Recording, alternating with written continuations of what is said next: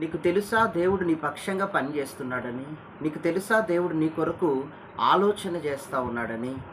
పరిశుద్ధ గ్రంథములో 2వ దినవృత్తాంతాలు 15వ అధ్యాయం 2వ వచనము నుండి గమనించగలిగితే, ఆ కాలమున దేవుని ఆత్మ ఓదేదు కుమారుడైన అజర్యా మీదికి రాగా, అతడు ఆసా యూదావారలతోనూ బెన్యామీయులతోనూ దేవుని ఆత్మ ఇలాగు ప్రకటించెను: మీరు యెహోవా పక్షపు వారైన ఎడల ఆయన మీ పక్షముగా ఉండును. మీరు ఆయన ఎడల విచారణ చేసినట్లయితే మీకు ప్రత్యక్షత కలుగును. మీరు ఆయనను విసర్జించిన ఎడల ఆయన మిమ్ములను కూడా విసర్జించును. Do you know that? ఒకవేళ నీకు ప్రస్తుతం ఏమీ అర్థం కాకపోవచ్చును. God is in the process of healing in your body.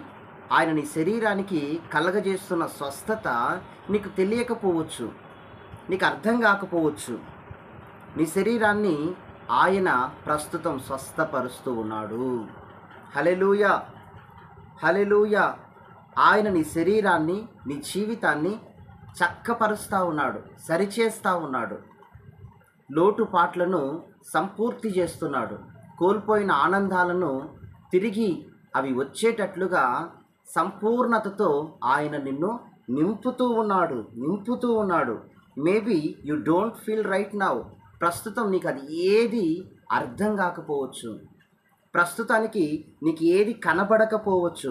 But process is going on in your body. ఆయన తన కార్యమును జరిగిస్తూ ఉన్నాడు నీ జీవితంలో, నీ పనుల పట్ల, నీ ఆరోగ్య విషయంలో, నీ ముందు నీ వెనక భద్రత ఏర్పాట్లు చేస్తున్నాడు. నీకు స్వస్థత కలుగుతోంది. వ్యాధి నుండి విడుదల దేవుడు జరిగిస్తూ ఉన్నాడు. హల్లెలూయా. ఇప్పుడు కూడా నువ్వు బ్రతుకుతా ఉన్నావంటే కేవలం నిన్ను దేవుడు బ్రతికిస్తూ ఉన్నాడని నీకు తెలుసా? ఆ విషయాన్ని తెలుసుకొని దేవుణ్ణి స్తుతిస్తూ ఆయన నామాన్ని ప్రతి చోట గొప్ప చేసి ఘనపరుస్తూ ఉన్నావా? హల్లెలూయా. ఎందుకంటే ఈ రోజుల్లో ఎన్నో అన్నోన్ వైరసెస్, అన్నోన్ పర్సన్స్ ద్వారా ఎన్నో రకాలైన సమస్యలు, అనవసరమైన వ్యక్తుల ద్వారా, బయట వ్యక్తుల ద్వారా, మనకు తెలియని వ్యక్తుల ద్వారా ఎన్నో రకాలైనటువంటి సమస్యలు క్రియేట్ అవుతూ ఉన్నాయి. మరి ఇటువంటి టైంలో దేవుడు నీతో అంటూ ఉన్నాడు, the Lord is working for us. దేవుడు మన పక్షముగా పని చేస్తూ ఉన్నాడని విచక్షణ మనం కలిగి ఉండటం మంచిది. తద్వారా దేవుడు మరెన్నో కార్యాలు నీ పట్ల, మన పట్ల చేయబోతా ఉన్నాడు.